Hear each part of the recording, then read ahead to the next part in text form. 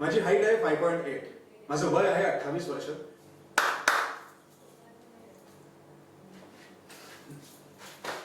साहेब साहेब आता निवडणुका आल्यात ना, मग आपले अपोजिशन वाले काय शांत बसणार आहेत का? कुठं ना कुठं तरी आपल्या नावाचा टंका वाजवणारच ना. आणि कारण निवडणुकीमध्ये भरघोस मतांनी जर जिंकून यायचं असेल तर दुसऱ्या पार्टीची खबर ठेवावी लागते. आता बघूया काय होतंय ते. आपली साहेब तयारी एकदम जोरात आहे, काही काळजी करू नका.